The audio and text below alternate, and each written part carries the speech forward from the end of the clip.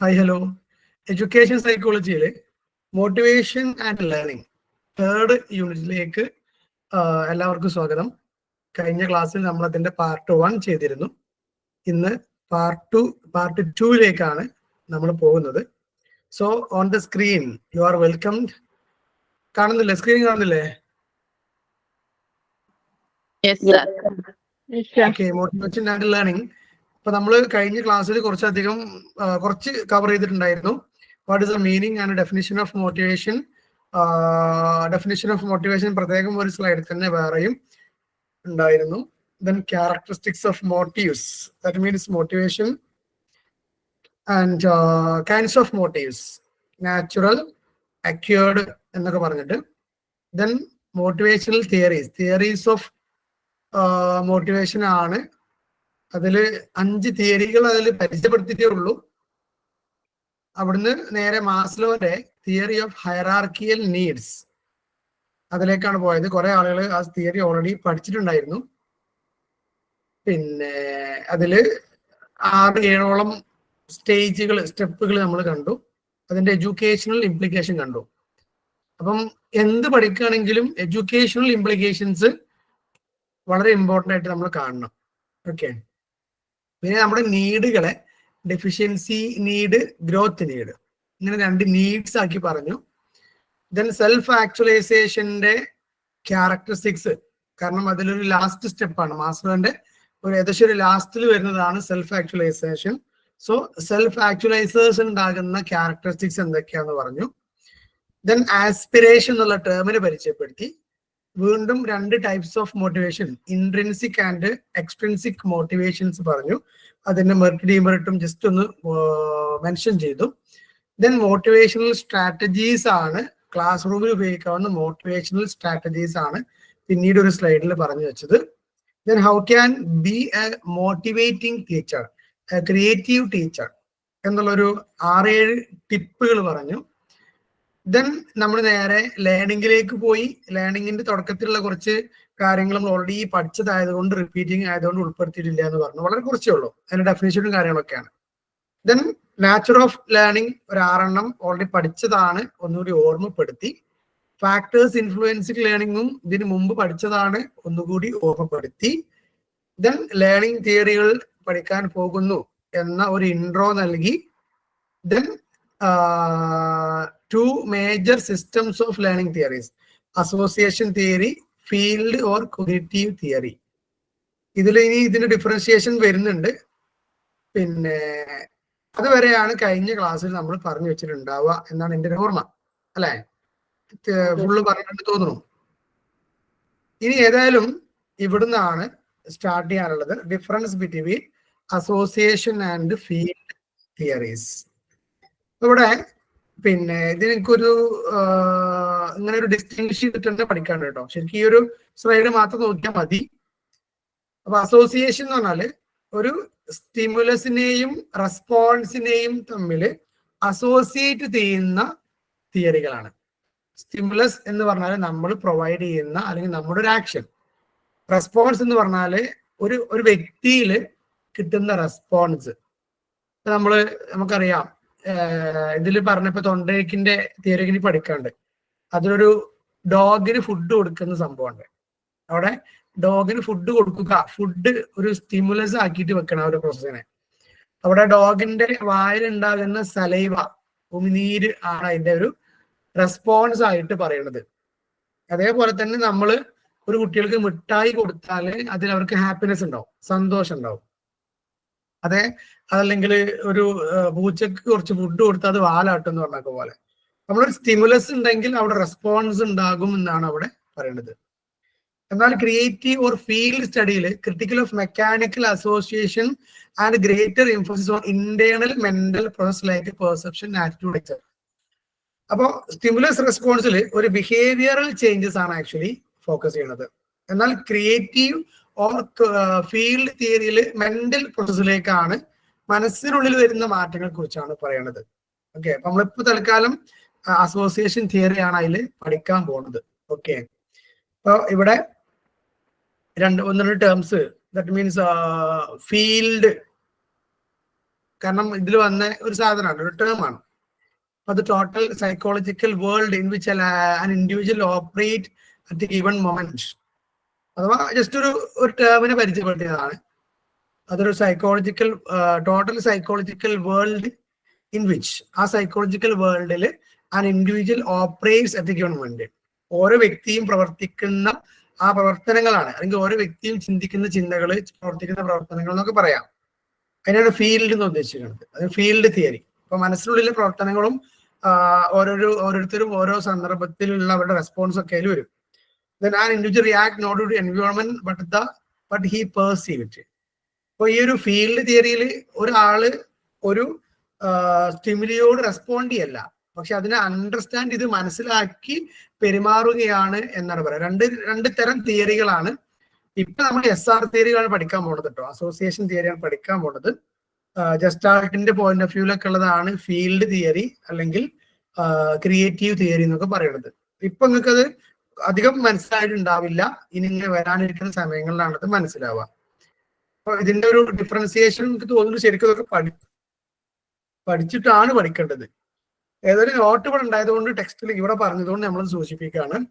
നേരത്തെ പറഞ്ഞ തന്നെയാണ്, അസോസിയേഷൻ തിയറി ആണ് ഒരു ബിഹേവിയർ നമുക്ക് ഡെവലപ്പ് ചെയ്യാൻ, ഒരാളുടെ ഒരു ഗുഡ് ബിഹേവിയർ ഉണ്ടാക്കാൻ, അല്ലെങ്കിൽ ഒരു സ്വഭാവം നമ്മളിൽ ഒരു ആക്ഷൻ വീണ്ടും റിപ്പീറ്റ് ചെയ്യിപ്പിക്കാൻ വേണ്ടി നമ്മളൊരു സ്റ്റിമുലസ് കൊടുത്ത്, ഒരു ഉത്തേജനം കൊടുത്ത് ഒരാളെ കൊണ്ട് വീണ്ടും വീണ്ടും ആ പ്രവർത്തനങ്ങൾ ചെയ്യിപ്പിക്കുക എന്നുള്ളതാണ് ആക്ച്വലി സ്റ്റിമുലസ് റെസ്പോൺസ് കണക്ഷൻ എന്ന് പറയുന്നത്.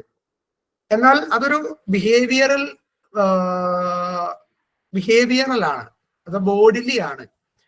ഫീൽഡ് തിയറിയിലൊക്കെ മെന്റൽ ഒരു കൊഗ്നിറ്റീവ് സ്ട്രക്ചർ ആണ്. മനസ്സിൽ എന്ത് രൂപീകരിക്കുന്നു, അല്ലെങ്കിൽ ചിന്തകൾ എന്തുണ്ടാക്കുന്നു, നമ്മൾ എന്ത് പെർസെപ്ഷൻ നടത്തുന്നു എന്നൊക്കെ ഉള്ളതാണ് ഫീൽഡ് തിയറിയിൽ പറയുന്നത്. Then association theory learning proceeds from simple to complex. ചെറിയ ചെറിയ കാര്യങ്ങൾ ചെയ്യിപ്പിച്ച് കോംപ്ലക്സ് ആയ കാര്യങ്ങളെ കൊണ്ട് ചെയ്യിപ്പിക്കുക എന്നുള്ളതാണ് അസോസിയേഷൻ തിയറിന്റെ ഒരു ബേസ്. ഫീൽഡ് തിയറിയിൽ അങ്ങനെയല്ല. ഇവിടെ learner begins with perception. Learner ആദ്യം ആ ഒരു കാര്യത്തെ മൊത്തമായി മനസ്സിലാക്കുകയാണ്, എന്നിട്ടാണ് അതിന്റെ ഉള്ളിലേക്ക് ഇങ്ങനെ ചെറിയ ചെറിയ കാര്യങ്ങളിലേക്ക് കടന്നു വരുന്നത്. ആദ്യം ഒരു ഹോളിസ്റ്റിക് വിഷ്വലൈസേഷൻ ആണ് ഉണ്ടാക്കുന്നത്. പിന്നെ അസോസിയേഷനിൽ പറയുന്നത് മെക്കാനിസ്റ്റിക് ഇന്റർപ്രിട്ടേഷൻ ഓഫ് ലേണിംഗ്. ഇത് ആക്ച്വലി നമ്മുടെ ഒരു മെക്കാനിക്കൽ പ്രോസസ് എന്ന് അതിനെ വിളിക്കാവുന്നതാണ്. ദെൻ ഫീൽഡ് തിയറിയിൽ ഇന്റർപ്രറ്റ് ഹ്യൂമൻ ബിഹേവിയർ, എങ്ങനെയാണ് മനുഷ്യന്മാർ പെരുമാറുക എന്നുള്ളത്, അതിന്റെ ഒരു സൈക്കോളജിക്കൽ വശം ഒരു കോഗ്നിറ്റീവ് ഡെവലപ്മെന്റിലൂടെയൊക്കെ ഇങ്ങനെ നോക്കേണ്ടതാണ്. Then do not attribute any motive. ഇവിടെ ചില മോട്ടിവേഷൻ കൊടുത്ത് ചെയ്യിപ്പിക്കുക എന്നുള്ളതല്ല. ഒരു സ്റ്റിമുലസ് കൊടുക്കുമ്പോൾ ഓൾറെഡി അവിടെ റെസ്പോൺസ് ഉണ്ടാവും, വേറെ സ്റ്റിമുലസ് കൊടുക്കുമ്പോൾ വേറെ റെസ്പോൺസ് ഉണ്ടാവും, അങ്ങനെയൊക്കെയാണ്. എന്നാൽ ഇവിടെ ഫീൽഡ് തിയറിയിൽ മോട്ടിവേഷൻ കൊടുത്ത് ഒരു പുതിയ ബിഹേവിയർ ഉണ്ടാക്കുക, അല്ലെങ്കിൽ ആ ബിഹേവിയറിനെ റിപ്പീറ്റ് ചെയ്യിപ്പിക്കുക എന്നുള്ളതാണ്. അത് സ്റ്റിമുലസ് അല്ല, ഒരു മോട്ടിവേഷൻ ആണ് എന്നുള്ളതാണ്. പിന്നെ എംഫസിസ് ഓൺ പ്രാക്ടീസ് ഓഫ് റീഇൻഫോഴ്സ്മെന്റിന്റെ ഒരു പ്രാക്ടിക്കൽ അപ്ലിക്കേഷൻ ആണ് അസോസിയേഷൻ തിയറി. ഇതൊക്കെ പറഞ്ഞല്ലോ, ഇതൊക്കെ അറിയണമെങ്കിൽ, ഈ പോയിന്റ് ഒക്കെ മനസ്സിലാവണമെങ്കിൽ ഈ തിയറികൾ കുറച്ചൊക്കെ കാണണം. തിയറികൾ കണ്ടിട്ടില്ല, മോട്ടിവേഷൻ തമ്മിൽ വ്യത്യാസം എന്താ? അത് വരുന്നുണ്ട്, ഇനി വരുന്ന സ്ലൈഡുകളിൽ ഉണ്ട് കേട്ടോ. ഓക്കെ. അതേപോലെ തന്നെ ഇവിടെ ലേണിംഗ്, ഈ ഫീൽഡ് തിയറിയിൽ ആക്ച്വലി ഇൻസൈറ്റുകളാണ് കിട്ടുക, ഏറ്റവും പ്രാക്ടീസസ് ആണ്. നമ്മുടെ പ്രവർത്തനങ്ങളാണെങ്കിൽ ഇവിടെ നമുക്ക് കുറച്ച് ഇൻസൈറ്റ്, കുറച്ച് തിരിച്ചറിവുകൾ കിട്ടി അങ്ങനെ ഒരു പുതിയ ക്യാരക്ടർ ഉണ്ടാക്കാൻ വെക്കണം. നമുക്കറിയാം, നമുക്ക് മതപരമായ കാര്യങ്ങളൊക്കെ ചിലത് നമുക്കൊരു ഇൻസൈറ്റ് കയറും, ചിലത് നമുക്കൊരു ഉൾവിളി, അല്ലെങ്കിൽ നമ്മുടെ ഉള്ളിൽ നമ്മൾ കാര്യം മനസ്സിലാക്കണതായിരിക്കും, എന്നിട്ട് നമ്മൾ അതിന് പ്രവർത്തിക്കുക. എന്നാൽ ചെറിയ കുട്ടികൾ അല്ലെങ്കിൽ വേറെ കാര്യങ്ങൾ, ഇപ്പോൾ ഒരാൾ നന്മ ചെയ്യണോ അത് കണ്ടിട്ട് നമ്മൾ അതേപോലെ കോപ്പി ചെയ്യാൻ സാധ്യതയുണ്ട്, അല്ലെങ്കിൽ അതിന് നമ്മൾ എന്തെങ്കിലും ഒരു സ്റ്റിമുലസ് കിട്ടി നമ്മൾ റെസ്പോണ്ട് ചെയ്യാനുള്ള സാധ്യത ഉണ്ട്. അപ്പൊ അത്തരത്തിലുള്ളൊരു ചെറിയ വ്യത്യാസങ്ങൾ രണ്ട് തരം തിയറികളിൽ കാണാൻ പറ്റും. Then transfer of learning is due to principle of common or identical elements present in the learning task. ഇവിടെ നമ്മളെ കൊടുക്കുന്ന ചില സ്റ്റിമുലസ്, ചില പ്രിൻസിപ്പിൾസ്, അതിനനുസരിച്ചുള്ള റെസ്പോൺസ് നമ്മൾ എന്ത് ചെയ്യാണ്, നമ്മൾ എക്സ്പെക്ട് ചെയ്യാണ്. ഫീൽഡ് തിയറിയിൽ actually possibility of relation between the two task learned, അവിടുന്ന് നമ്മൾ പഠിച്ചെടുത്ത മെന്റലി നമ്മളെ മനസ്സിലേക്ക് നമ്മൾ കോർത്തു വെച്ച ചില ഐഡിയാസ് വെച്ച്, ചില ആശയങ്ങൾ വെച്ച്, ആറ്റിറ്റ്യൂഡ് വെച്ച് നമ്മളൊരു പുതിയ ബിഹേവിയർ രൂപീകരിക്കണം. അപ്പൊ അങ്ങനെയൊക്കെ ഒന്ന് ഫിസിക്കലി ആണ്, ഒന്ന് മെന്റലി ആണ്, ഒന്നൊരു സ്റ്റിമുലസ് റെസ്പോൺസ് ആണ്, മറ്റേതിൽ നമുക്ക് പെർസെപ്ഷൻ ആണ്, അല്ലെങ്കിൽ അസോസിയേഷൻ ആണ്, അല്ലെങ്കിൽ ഇൻസൈറ്റ് ആണ് നമുക്ക് പറയാം. ഇത് ഞാൻ പറഞ്ഞല്ലോ, ഇതിനെ കൂടുതൽ അണ്ടർസ്റ്റാൻഡ് ചെയ്യണമെങ്കിൽ ആ തിയറികൾ, 2 തരം തിയറികൾ നമ്മൾ കാണണം. ഓക്കെ, അപ്പൊ ഞാൻ അതിലേക്ക് പോവാണ്. ഫസ്റ്റ് തിയറി തുടങ്ങുകയാണ്, തൊണ്ടേക്കിന്റെ കണക്ഷനിസം. ഓക്കെ, അപ്പോ ഇതിനെ ട്രയൽ ആൻഡ് എറർ തിയറി എന്നും കൂടി പറയാറുണ്ട്. ഓക്കെ, തൊണ്ടേക്കിന്റെ കണക്ഷനിസം ആണ്, എങ്ങനെയാണ് നമ്മൾ ഈ ആക്ഷൻസ് ഒക്കെ കണക്റ്റഡ് ആകുന്നത്. ട്രയൽ ആൻഡ് എറർ ലേണിംഗ് എന്നുള്ളതാണ് ഇതിനെ പറയുന്നത്. ഇത് അദ്ദേഹം ഒരു എക്സ്പെരിമെന്റ് കണ്ടക്ട് ചെയ്തിട്ടുണ്ടായിരുന്നു. ആ എക്സ്പെരിമെന്റിന്റെ ഒരു ഫോട്ടോ ആണ് ഇവിടെ നിങ്ങൾക്ക് കാണാൻ കഴിയുക. ഇവിടെ ഇതിങ്ങനെ ഒന്ന് ജസ്റ്റ് ബേസ് തന്നിട്ട് ഞാൻ ബാക്കിൽ തന്നെ പോകട്ടോ. ഇവിടെ ഒരു ബോക്സ് ഉണ്ട്, അതല്ലെങ്കിൽ അദ്ദേഹത്തിന്റെ ഒരു എക്സ്പെരിമെന്റ് ബോക്സ്, പസിൽ ബോക്സ് ആണ് ഇവിടെ നിങ്ങൾക്ക് കാണാൻ കഴിയുക. സ്ക്രീനിൽ നോക്കി കാണാം. അതില് അവിടെ ഒരു പൂച്ച, ഒരു ക്യാറ്റ് ഉണ്ട് ആ ബോക്സിൽ. അതേപോലെ തന്നെ ഒരു ട്രാപ്പ് ഡോർ എന്ന് പറഞ്ഞൊരു ഡോർ ഉണ്ട്. അതേപോലെ തന്നെ ആ പൂച്ചന്റെ മുന്നില് ഒരു സ്ട്രിങ്ങില് ഒരു ഒരു ദണ്ട് അല്ലെങ്കിൽ ഒരു ലിവർ എന്നൊക്കെ പറയാം. അപ്പം ഇവിടെ ആക്ച്വലി എന്താ സംഭവിക്കുക, ഹംഗ്രി ആയിട്ടുള്ള ഒരു ക്യാറ്റ് ആണ്. ആ പൂച്ചക്ക് ആ ഒരു കൂട്ടിൽ ഇങ്ങനെ ഒരു ചെറിയൊരു ഒരു കയറില് ഒരു സംഭവം തൂക്കിയിട്ടിരിക്കുകയാണ്. അപ്പൊ ആ പൂച്ച അതിൽ തട്ടുമ്പോൾ ഡോറ് ഓപ്പൺ ആവും. പൂച്ചക്ക് പുറത്ത് വന്നിട്ട് പുറത്ത് ക്യാറ്റ് ഫുഡ് എന്ന് പറഞ്ഞിട്ട് ഒരു പാത്രത്തിൽ ഒരു ഫിഷ് വെച്ചിരിക്കണേ. പൂച്ചക്ക് മീനിനെ കഴിക്കാം. ഉടനെ തന്നെ പൂച്ചനെ വീണ്ടും എടുത്ത് കൂട്ടിലേക്ക് ഇടും. പൂച്ച അങ്ങനെ ആ കൂട്ടിലൂടെ ഇങ്ങനെ ഓടിച്ചാടി നടക്കുന്ന ഇടയിൽ വീണ്ടും ആ ഒരു ലിവറിൽ തട്ടും, ഡോർ ഓപ്പൺ ആവും, പൂച്ച മീൻ എടുക്കും, ഫുഡ് എടുക്കും. അങ്ങനെ പിന്നെ പൂച്ചക്ക് മനസ്സിലാവുകയാണ്, ഈ ലിവറിൽ തട്ടുമ്പോഴാണ് ഈ ഡോർ ഓപ്പൺ ആവുന്നത്, എനിക്ക് ഫുഡ് കിട്ടണത്. അപ്പൊ എന്റെ പൂച്ചയെ ആ ഒരു കൂട്ടി ഇടുമ്പോ തന്നെ പൂച്ച എന്ത് ചെയ്യും, ആ ലിവറിൽ തട്ടുന്നു, നേരെ ട്രാപ്പ് ഡോർ തുറക്കുന്നു, പൂച്ച ഫുഡ് എടുക്കുന്നു. ഇങ്ങനെ ഒരു പ്രോസസ്സിലേക്ക് മാറും എന്നുള്ളതാണ്. ഇവിടെ ആദ്യം പൂച്ചക്ക് കുറെ ട്രയൽസ് ആണ്, അതിൽ കുറെ എറേഴ്സ് ഉണ്ടാവും, കുറെ പാളിപ്പോവും, കുറെ ശരിയാവും. അങ്ങനെ നമ്മൾ ട്രയൽ ആൻഡ് എറർ അഥവാ കുറെ ശ്രമങ്ങളും കുറെ പരാജയങ്ങളിൽ നിന്ന് നമുക്കൊരു ബിഹേവിയർ പെർഫെക്റ്റ് ആയി എടുക്കാൻ പറ്റും, ഉണ്ടാക്കാൻ പറ്റും എന്നുള്ള ഒരു അറിവാണ് ഈ ഒരു തിയറിയിൽ നമുക്ക് മനസ്സിലാക്കാൻ പറ്റുക. ആ ഒരു ബോക്സും അവിടെയുള്ള ആ ഒരു സംഭവങ്ങൾ മനസ്സിലായോ? ബോക്സ് ഉണ്ട്, അതിലേക്ക് ഒരു ലിവർ അല്ലെങ്കിൽ ഒരു സ്ട്രിങ് അതിലേക്ക് വെച്ചിട്ടുണ്ട്. അതിമ തട്ടുമ്പോഴാണ് ആ ഒരു ഡോറ് തുറക്കുക, അപ്പോഴാണ് പൂച്ചക്ക് ഫുഡ് കിട്ടുക. ഈ ഒരു എക്സ്പെരിമെന്റിന്റെ രീതി മനസ്സിലായോ? ഓക്കെ, ഇനി നമ്മൾ നേരെ ഇതിലേക്ക് വരികയാണ്. ഇവിടെ actually trial and error learning എന്നാണ് കേട്ടോ. അപ്പൊ പൂച്ചക്ക് ഒരുപാട് തെറ്റുകൾ ഉണ്ടാകും, പൂച്ച ഒരുപാട് ട്രൈ ചെയ്യും, അതിൽ ഇടയ്ക്ക് വിജയിക്കും, അത് കണ്ട് പെർഫെക്റ്റ് ആവാൻ ഒരാൾക്ക് പറ്റും എന്നുള്ളതാണ്. നമ്മൾ പലതും ശ്രമിക്കും, അതിങ്ങനെ നമ്മളിങ്ങനെ ട്രൈ ചെയ്യും, അതാണ് ട്രയൽസ് എന്നുള്ളത്. അവിടെ കുറെ മിസ്റ്റേക്ക് ഉണ്ടാവും, അതാണ് എറേഴ്സ്, അല്ലെങ്കിൽ നമുക്ക് ഇത് പറ്റാതെ പോകുന്നുണ്ടാവും. പക്ഷെ ഇടയ്ക്ക് പറ്റുമ്പോൾ അത് എങ്ങനെയാണ് സംഭവിച്ചത് നമ്മൾ കൃത്യമായി പഠിച്ച് നമ്മൾ എന്ത് ചെയ്യും, ആ ഒരു ബിഹേവിയർ നമ്മൾ പഠിച്ചെടുക്കും എന്നുള്ളതാണ് തിയറി പറയുന്നത്. ഓക്കെ, ഇനി തൊണ്ടേക്കിന്റെ ചില കോൺസെപ്റ്റുകളാണ് learning as a trial and error process. പഠനം എന്ന് പറഞ്ഞാല് ട്രയൽ ആൻഡ് എറർ ആണ് എന്നാ പറയണേ. ഇത് എങ്ങനെയാണ് പഠനം ട്രയൽ ആൻഡ് എറർ ആവുക? നിങ്ങൾക്ക് എന്തെങ്കിലും അതിനെ കുറിച്ച് ഒരു അഭിപ്രായം പറയാനുണ്ടോ?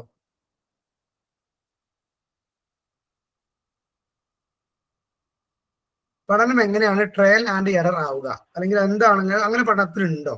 എന്താണ് ഒരു അഭിപ്രായം? എല്ലാം ആദ്യം തന്നെ നമ്മൾ പഠിക്കൂലല്ലോ, ട്രയലൊക്കെ ചെയ്തിട്ടില്ല. നമ്മളിപ്പോ ലാംഗ്വേജ് പഠിക്കാവട്ടെ, അല്ലെങ്കിൽ ഒരു എക്സ്പെരിമെന്റ് ചെയ്യുമ്പോൾ ആദ്യം ചെയ്യുമ്പോൾ അത് തെറ്റിപ്പോവും, അത് പാളിപ്പോവും അല്ലേ? പിന്നെ നമ്മൾ വീണ്ടും ചെയ്യും, അത് കുറച്ചുകൂടി ശരിയാവും, പിന്നെ വീണ്ടും ചെയ്യും. അങ്ങനെ നമ്മൾ ഇങ്ങനെ ഒരു പ്രവർത്തനം കുറെ പ്രാവശ്യം ചെയ്യുമ്പോൾ നമ്മൾ എക്സ്പേർട്ട് ആവൂലേ? അതാണ്, അങ്ങനെയാണ് ഉദ്ദേശിക്കുന്നത്. Okay, developing connection between stimuli and response. അപ്പൊ നമുക്ക് അവിടെയുള്ള ഒരു സ്റ്റിമുലി ഓർ സ്റ്റിമുലസ്, അതിൽ നിന്നൊരു റെസ്പോൺസ് ഉണ്ടാകുമ്പോഴാണ് ആക്ച്വലി നമ്മുടെ പ്രവർത്തനങ്ങൾ നടക്കുക. അപ്പൊ ഓരോ സ്റ്റിമുലസിനും ഓരോ റെസ്പോൺസസ് ഉണ്ട്, അത് തമ്മിൽ കണക്റ്റഡ് ആണ് എന്നാണ് ഇദ്ദേഹം പറയുന്നത്. When a stimulus is presented, the organism picks a response and connect it. ഇവിടെ ഒരു പൂച്ചക്ക് നമ്മൾ ലിവർ തട്ടാൻ കൊടുക്കുകയാണ്, അങ്ങനെ തട്ടുമ്പോഴാണ് ആക്ച്വലി അവിടെ ഒരു എന്ത് കിട്ടണത്, ഫുഡ് കിട്ടുന്നത്. അപ്പൊ ആ ഒരു സ്റ്റിമുലസ് എന്ത് ചെയ്യും, റിപ്പീറ്റ് ചെയ്യുമ്പോൾ റെസ്പോൺസ് എങ്ങനെ റിപ്പീറ്റ് ചെയ്യും എന്നുള്ളതാണ് അവിടെ ഒരു തിയറിയിൽ പറയുന്നത്. Okay, by repeated trials the organism eliminate the errors. അപ്പൊ എത്രത്തോളം നമ്മൾ ഒരു ആക്ഷൻ അല്ലെങ്കിൽ ഒരു പ്രവർത്തനം ഇങ്ങനെ റിപ്പീറ്റ് ചെയ്യുന്നുവോ അത്രയും നമ്മൾ പെർഫെക്റ്റ് ആയിരിക്കും എന്നാണ് പറയാം. ഇതിനൊരു ചൊല്ലുണ്ടല്ലോ, ഒരു സെന്റൻസ് പറയുന്നുണ്ടല്ലോ, ഒരാളെ എങ്ങനെ പെർഫെക്റ്റ് ആവാന്നുള്ളത്. ഈ ട്രയൽ എന്നുള്ളത് നമ്മൾ പ്രാക്ടീസ് എന്ന് പറയില്ലേ, practice make perfect. Makes perfect അല്ലെ. അങ്ങനെ ശ്രമങ്ങളാണ്, ഒരുപാട് ശ്രമിച്ചാലാണ് നമുക്ക് പെർഫെക്റ്റ് ആകാൻ പറ്റുക എന്നൊക്കെയാണ്. അപ്പൊ അങ്ങനെയാണ് ശ്രമത്തിലൂടെയാണ് പഠിക്കേണ്ടത്. തെറ്റിയും ശരിയായും തന്നെയാണ് പഠിക്കേണ്ടത് എന്നാണ് തൊണ്ടേക്കിന്റെ ഈ ഒരു തിയറിയിൽ പഠിക്കേണ്ടത്. Okay, so characteristics of trial and error learning. There is some sort of motives the arrives and sustained activity. ഇവിടെ പൂച്ചക്ക് ഫുഡ് എന്നുള്ളത് ഒരു മോട്ടീവ് ആയിരുന്നു. അത് വീണ്ടും വീണ്ടും ആ ഒരു ലിവറിൽ തട്ടാനുള്ള ഒരു മോട്ടിവേഷൻ പൂച്ചക്ക് കൊടുത്തത് ആ ഒരു ഫുഡ് എന്നുള്ളതാണ്. So the motive appears in the form of need, A problem or A goal. ചിലപ്പോൾ നമ്മൾ ആലോചിച്ചാണേ, നമുക്കൊരു ലക്ഷ്യം ഉണ്ടെങ്കിൽ, നമ്മുടെ പൂച്ച കൃത്യമായിട്ട് ഒരു ഗോൾ ഉണ്ടായിരുന്നു, ഒരു ലക്ഷ്യം ഉണ്ടായിരുന്നു, പുറത്ത് മീനുണ്ട് അത് കഴിക്കണം എന്നുള്ളത്. നമുക്ക് എക്സാം പാസ് ആവണം എന്ന ഒരു ഗോൾ ഉണ്ടെങ്കിൽ നമ്മൾ എന്ത് ചെയ്യും, എങ്ങനെയെങ്കിലും റിസ്ക് എടുത്തിട്ടാണെങ്കിലും പഠിച്ചിട്ട് നമ്മൾ മുന്നോട്ട് പോകും. അതിനുവേണ്ടി നമ്മൾ എന്ത് ചെയ്യും, ഒരുപാട് റെസ്പോൺസസ് അല്ലെങ്കിൽ ഒരുപാട് ട്രയലുകൾ നമ്മൾ നടത്തിക്കൊണ്ടിരിക്കും എന്നുള്ളതാണ്. Okay, the organism make several kind of responses to the situation. അപ്പൊ നമുക്കൊരു സിറ്റുവേഷൻ ഉണ്ട്, അതിനുവേണ്ടി നമ്മൾ എന്ത് ചെയ്യും, വ്യത്യസ്ത തരത്തിൽ നമ്മൾ അതിനു വേണ്ടി പ്രതികരിക്കാം. ഇപ്പൊ ഈ പൂച്ച ആ ഒരു ലിവർ തട്ടാൻ വേണ്ടി പല കാര്യങ്ങൾ ചെയ്ത് നോക്കിയിട്ടുണ്ടാവും. പക്ഷെ അതിന് അടുത്തുകൂടി പോയി നോക്കിയിട്ടുണ്ടാവാം, ചാടി നോക്കിയിട്ടുണ്ടാവാം, തട്ടി നോക്കിയിട്ടുണ്ടാവാം, മണത്ത് നോക്കിയിട്ടുണ്ടാവാം. അങ്ങനെ കുറെ ട്രയൽസ് നടത്തിയപ്പോഴാണ് റെസ്പോൺസിബിലിറ്റി ഉണ്ടാവുക. എന്റെ പേരിൽ കോഴിക്കും തൊണ്ടയ്ക്കും തിയറി ഒക്കെ അറിയാം.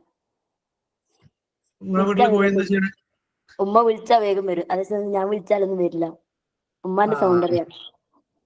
അതെ, അപ്പൊ ആ കോഴിക്ക് അത് അവിടെ അങ്ങോട്ട് കണ്ടീഷൻ ചെയ്തിട്ടുണ്ട്. അടുത്തൊക്കെ വരാണ്ട് കണ്ടീഷനിങ് കേട്ടോ.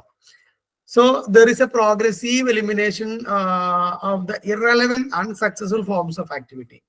നമ്മൾ ഇങ്ങനെ കുറെ ട്രൈ ചെയ്യുമ്പോൾ അൺസക്സസ്ഫുൾ ആയ ഇറലവന്റ് അതൊക്കെ നമ്മൾ എന്ത് ചെയ്യും, എലിമിനേറ്റ് ചെയ്ത് കൊടുക്കും. അത് ചെയ്തിട്ട് കാര്യമില്ല, ഇത് ചെയ്തിട്ട് കാര്യമില്ല, അങ്ങനെ നമ്മൾ പക്കാ പെർഫെക്റ്റ് ആകും എന്നാണ് തിയറിയിലൂടെ പറയുന്നത്. Finally there is progressive integration and establishment of responses by which the goal is achieved. അങ്ങനെ നമുക്ക് ഗോൾ അച്ചീവ് ചെയ്യാൻ എന്തൊക്കെ ഇന്റഗ്രേറ്റ് ചെയ്യണം, എന്തൊക്കെ പ്രവർത്തനങ്ങൾ നമ്മളിൽ ഉണ്ടാവണം എന്നുള്ളത് കൃത്യമായി പഠിച്ച് നമ്മൾ പെർഫെക്റ്റ് ആയ കാര്യങ്ങൾ മാത്രം ചെയ്യും എന്നാണ് പറയുന്നത്. നമ്മളൊരു മെക്കാനിക്ക് അല്ലെങ്കിൽ ഒരു ഫോൺ കേടന്നിട്ട് ആ ഒരു മെക്കാനിക്കിനടുത്ത് കൊണ്ടുപോകണമെങ്കിൽ ആ മെക്കാനിക്കെ സംബന്ധിച്ച് ആ ഫോൺ ശരിയാക്കണം എന്നുള്ളതായിരിക്കും. അങ്ങനെ അദ്ദേഹം പല രീതിയിൽ ഇതിങ്ങനെ ചെയ്തു നോക്കും, കുറെ ട്രയൽ ചെയ്ത് നോക്കും, തെറ്റിപ്പോവും, ശരിയാവില്ല. അവസാനം ശരിയാവുമ്പോൾ അദ്ദേഹം ആ ഒരു രൂപം എന്താണെന്നുള്ളത് മനസ്സിലാക്കി വെക്കും. പിന്നെ അടുത്തൊരു ഫോൺ വരുമ്പോൾ അദ്ദേഹത്തിന് പരീക്ഷണങ്ങൾ കുറയും. വീണ്ടും ഒരേ കേസ് വരുമ്പോൾ അദ്ദേഹത്തിന് പെട്ടെന്ന് ഫോൺ കിട്ടുന്നു ശരിയാക്കുന്നു എന്നതിലേക്ക് എത്തും. എന്നാൽ തുടക്ക കാലഘട്ടത്തിൽ തുടക്കക്കാരെന്നുള്ള നിലക്ക് അദ്ദേഹം കുറെ തെറ്റുകൾ ചെയ്തിട്ടുണ്ടാവാം. അപ്പം അങ്ങനെയുള്ള ട്രയൽ ആൻഡ് എറർ ലേണിംഗ് എന്നുള്ളതാണ് ഈ ഒരു തിയറിന്റെ പ്രധാനപ്പെട്ട ഭാഗം. ഓക്കെ, ഇനി ഈ തിയറികൾക്കൊക്കെ ചില സബ് തിയറികൾ ഉണ്ടാവും. അതാണ് ഇവിടെ പറയുന്നത്, ലോ ഓഫ് റെഡിനെസ്. അപ്പൊ ഞാൻ നേരത്തെ പറഞ്ഞു നിങ്ങൾ കുറച്ച് ബുദ്ധി പ്രയോഗിച്ചിരിക്കണം എന്നൊക്കെ. അപ്പം തൊണ്ടേക്കിന്റെ തിയറി പഠിക്കാൻ വേഗമുണ്ട്. അഥവാ അങ്ങനെ ഒരു ക്യാറ്റും ഒരു ഹംഗ്രി ക്യാറ്റും അതുപോലെ തന്നെ ഈ ഒരു പസിൽ ബോക്സ്, അതുപോലെ തന്നെ ലിവർ അല്ലെങ്കിൽ സ്ട്രാപ്പ്, അതുപോലെ തന്നെ trap door, cat food box, ഇങ്ങനത്തെ നമുക്ക് വേഗം പഠിക്കും. ഇനി അതിൽ നിന്ന് കുറച്ചുകൂടി പോകുമ്പോൾ ഇങ്ങനെയുള്ള തിയറികൾ വരും, അതുകൂടി നമ്മളൊന്ന് വായിച്ചെടുക്കേണ്ടതുണ്ട്. കാരണം ചെറിയ മാർക്കിനൊക്കെ what is law of readiness proposed by Thorndike ഇങ്ങനെയൊക്കെ ചോദിക്കാൻ സാധ്യതയുണ്ട്. അപ്പൊ അതുകൂടി നമ്മൾ പഠിച്ചെടുക്കേണ്ടതുണ്ട്. ടെക്സ്റ്റിലെ സെന്റൻസ് പലപ്പോഴും കുറച്ച് ടഫാണ് കേട്ടോ. ടഫ് മീൻസ് പെട്ടെന്ന് വായിച്ചെടുക്കുമ്പോൾ നമുക്ക് കൺഫ്യൂഷൻ വരുന്ന സെന്റൻസസ് ടെക്സ്റ്റിലുണ്ട്.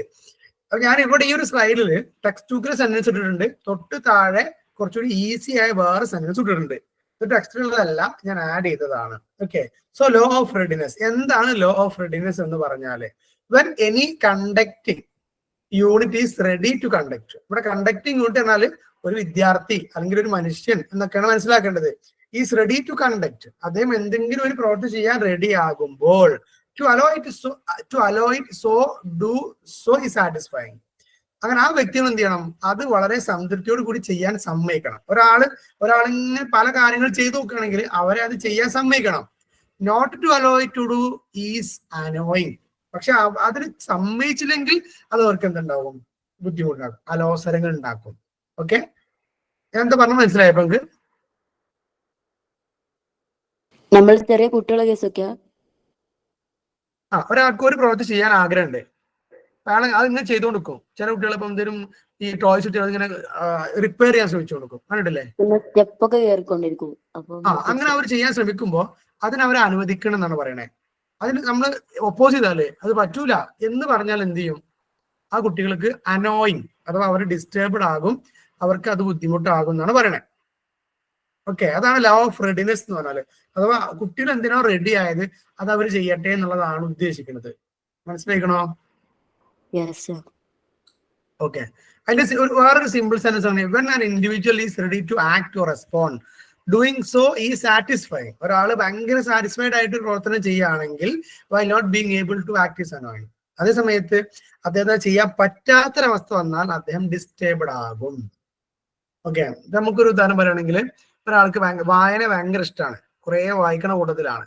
പക്ഷെ ഇപ്പൊ ഒരു വൈഫിന് വായന ഭയങ്കര ഇഷ്ടമാണ്, പക്ഷെ ഹസ്ബൻഡ് അങ്ങനെ ഇരുന്ന് വായിക്കാനോ ഒന്നും സമ്മതിക്കൂല. അങ്ങനെ വായിക്കാതിരുന്ന് അപ്പൊ ഓരോ പണികൾ പറയും, ഡിസ്റ്റർബ് ചെയ്ത് കൊടുക്കും. അപ്പൊ അത് അവരെ അലോസരപ്പെടുത്തും, ദേഷ്യം ഉണ്ടാക്കും, ഇറിറ്റേറ്റിംഗ് ആയിരിക്കും എന്നാണ് പറയുന്നത്. Okay, if the individual is not ready to act being forced. അപ്പൊ ഇതില് അവർക്കത് ചെയ്യാൻ പറ്റാതിരിക്കുന്നത് അവരെ ഇറിറ്റേറ്റഡ് ആക്കും. അതേപോലെ തന്നെ if the individual is not ready to act, ഒരാൾ ചെയ്യാൻ ആഗ്രഹിക്കുന്നില്ല, അത് ചെയ്യാൻ പറഞ്ഞാലും ഇറിറ്റേറ്റഡ് ആവും. ഓക്കെ, ഒരു കുട്ടിക്ക് വെള്ളം കൊണ്ടുവരാൻ താല്പര്യമില്ല, പക്ഷെ കൊണ്ട് പറയണേ വെള്ളം കൊണ്ടുപോവാ എന്ന് നിർബന്ധിച്ച് കൊണ്ടുവച്ചാലും അനുവിടാം. അപ്പൊ ഒരാൾക്ക് ഇഷ്ടമുള്ളത് ചെയ്യുമ്പോഴാണ് അവിടെ എന്തെങ്കിലും പഠിയുക, ഇഷ്ടമില്ലാതെ ചെയ്യിപ്പിക്കുന്നത് അത് അലോസരം ഉണ്ടാക്കും എന്നാണ് ചുരുക്കി പറഞ്ഞാല് മനസ്സിലാക്കുക. ഇനി ഇതിലൊക്കെ എഡ്യൂക്കേഷൻ ഇംപ്ലിക്കേഷൻ എന്ന് പറഞ്ഞാൽ എന്താ വെച്ചാല്, ഈ പറഞ്ഞ ആശയം എങ്ങനെയാണ് ക്ലാസ് റൂമിലേക്ക് സ്റ്റുഡൻസിലേക്ക് നമ്മൾ അപ്ലൈ ചെയ്യുക എന്നുള്ളതാണ് എഡ്യൂക്കേഷണൽ ഇംപ്ലിക്കേഷൻ എന്ന് പറയുന്നത്. ഓക്കെ, ഇവിടെ ബുക്കിൽ ഒരു 2-3 എഡ്യൂക്കേഷൻ ഇംപ്ലിക്കേഷൻസ് ഓരോന്നിനും പറയുന്നുള്ളൂ. നിങ്ങൾക്ക് എന്ത് ചെയ്യാം, നിങ്ങളതായ രൂപത്തിൽ ഉണ്ടാക്കാം, ഒരു കുഴപ്പമില്ല. നിങ്ങൾ എപ്പോൾ നിങ്ങളോട് തിയറി ചോദിക്കുകയാണെങ്കിലും അതിന്റെ എഡ്യൂക്കേഷണൽ ഇംപ്ലിക്കേഷൻ നിങ്ങൾ എഴുതണം. എപ്പോൾ നിങ്ങളോട് തിയറി ചോദിക്കുകയാണെങ്കിലും what is the next point?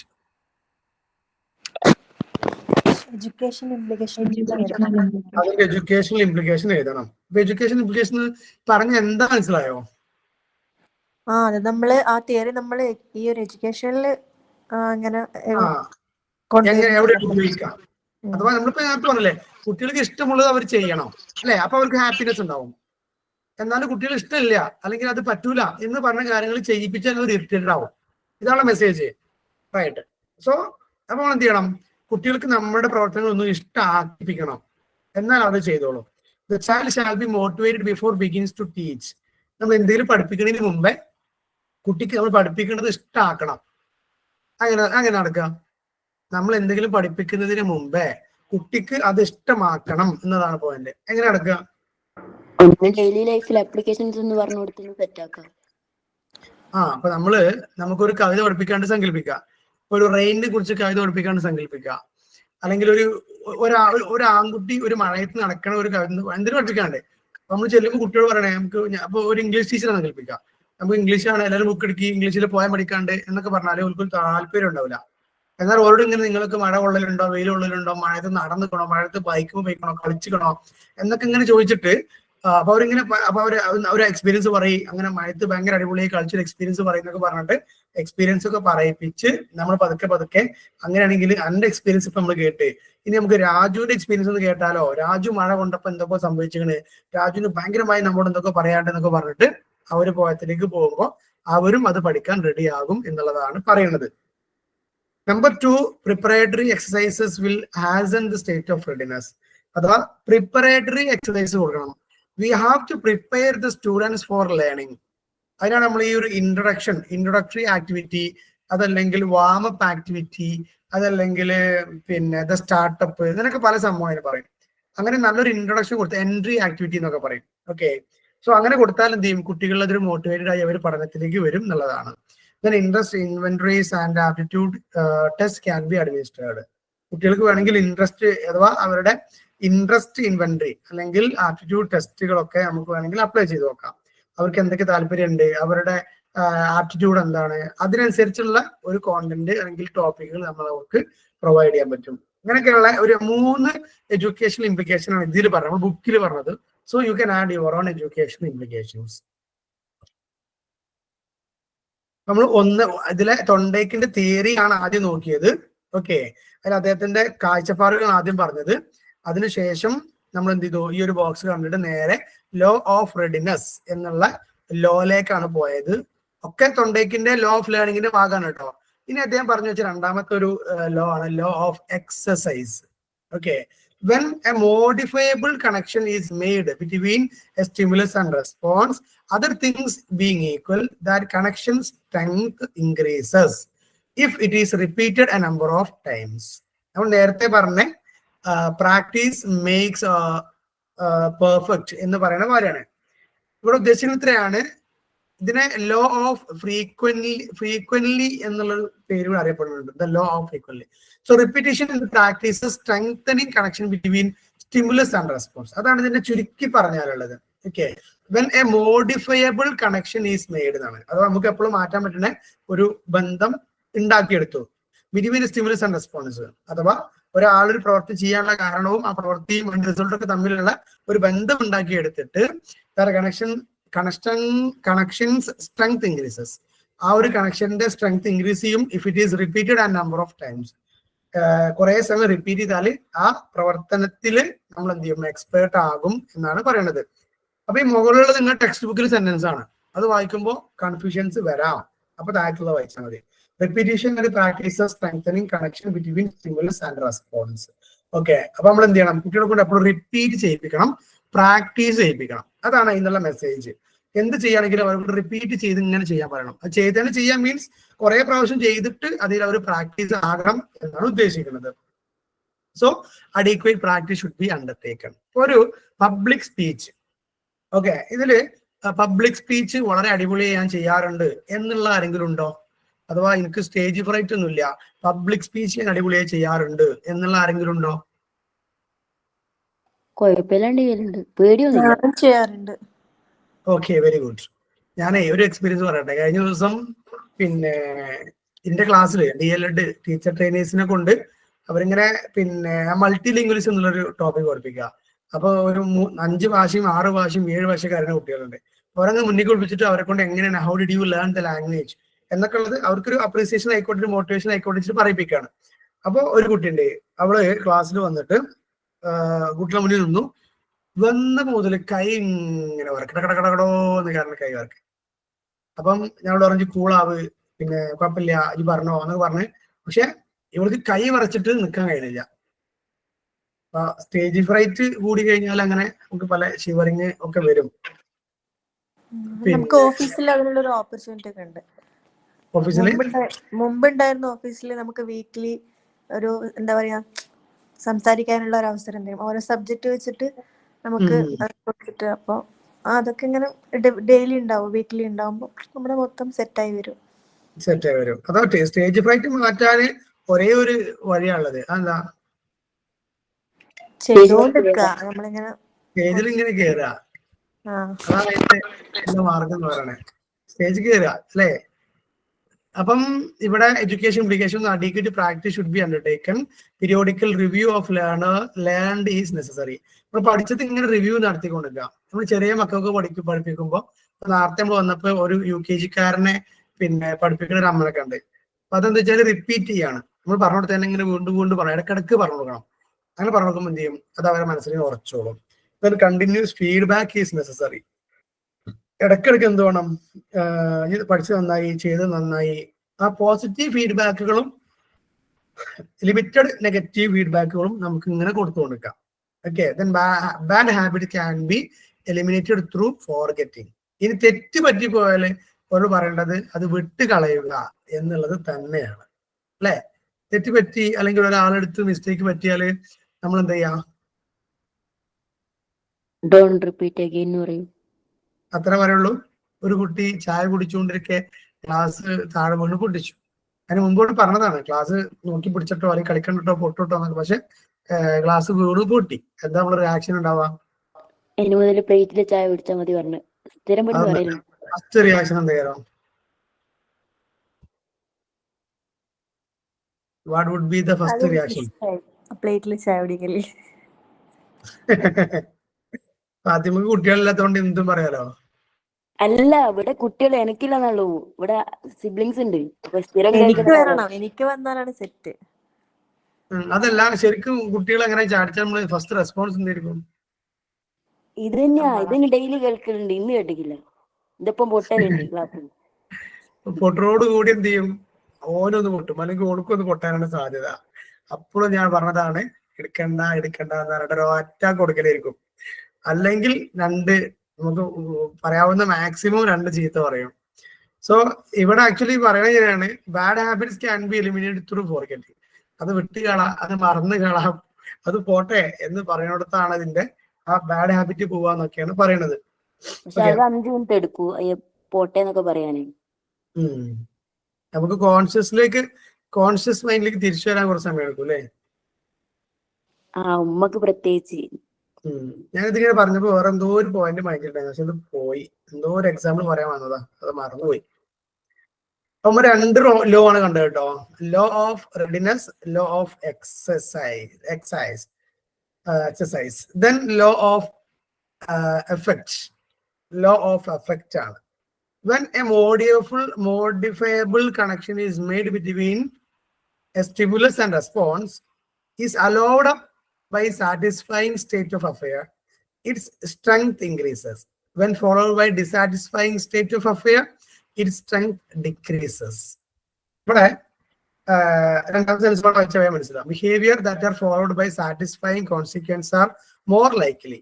ഒരു ബിഹേവിയർ, ഒരു പ്രവർത്തനം നമ്മൾ ചെയ്തു, ഫോളോഡ് ബൈ സാറ്റിസ്ഫൈങ് കോൺസിക്വൻസ്, അതിന് നമുക്ക് സാറ്റിസ്ഫൈഡ് ഒരു കോൺസിക്വൻസ് കിട്ടി എങ്കിൽ ദാറ്റ് വുഡ് ബി ലൈക്ലി. അത് നമുക്ക് ഭയങ്കരമായിട്ട് ഇഷ്ടപ്പെടും, വീണ്ടും ചെയ്യാൻ തോന്നും. Behaviour followed by unpleasant consequence, ഒരു കാര്യം ചെയ്തു, അത് കഴിഞ്ഞിട്ട് നമുക്ക് അൺപ്ലസന്റ് കോൺസിക്വൻസ് ആണ് കിട്ടിയതെങ്കിൽ ആർ ലെസ് ലൈക്ലി ടു ഒക്കെയാണ്. പക്ഷെ അത് പിന്നെ ഉണ്ടാവാനുള്ള സാധ്യത കുറവാണ് അല്ലേ? നമ്മളൊരാള് ഇതിൽ ഇഷ്ടംപോലെ എക്സാമ്പിൾസ് നമുക്ക് പറയാൻ പറ്റും. അഥവാ ഒരു modifiable connection is made between stimulus and response that is followed up by satisfying state of affair, its strength അല്ലെ? ഒരു സ്റ്റിമുലസ് കഴിഞ്ഞു, റെസ്പോൺസ് ഉണ്ടായി, ആ റെസ്പോൺസ് നമുക്ക് ഫേവറബിൾ ആണെങ്കിൽ ഈ സ്റ്റിമുലസ് വീണ്ടും റിപ്പീറ്റ് ചെയ്യും. ഈ റെസ്പോൺസ് നമുക്ക് ഫേവറബിൾ അല്ലെങ്കിൽ ഈ സ്റ്റിമുലസ് പിന്നെ ചെയ്യാൻ മടിക്കും. ഒരു എക്സാമ്പിൾ പറയാൻ പറ്റുമോ? ഇതുവരെ സംസാരിക്കാത്ത ആരെങ്കിലും ഒരു എക്സാമ്പിൾ പറയോ?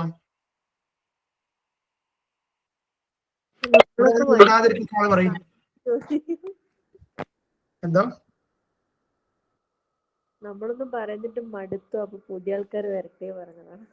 അങ്ങനല്ല, പറയാത്തവരും കൂടി പറഞ്ഞോണ്ട് എല്ലാവർക്കും അവസരം വേണല്ലോ, അതുകൊണ്ടാണ്. നിങ്ങളുള്ളതാണ് നമ്മുടെ ക്ലാസ്സിന്റെ ജീവൻ എന്ന് പറയണേ. അത് ദാറ്റ് ഈസ് ഓൾറെഡി പ്രൂവ്ഡ്. ആരാണ്? വേറെ ആരും വരും. ഇതിനൊരു ഉദാഹരണം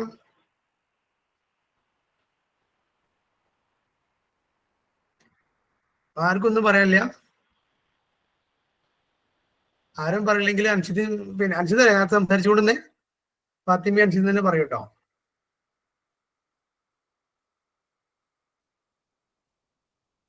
കുറെ ആൾക്കാർ വെറുതെ കേട്ടിരിക്കാൻ തോന്നുന്നുണ്ട്.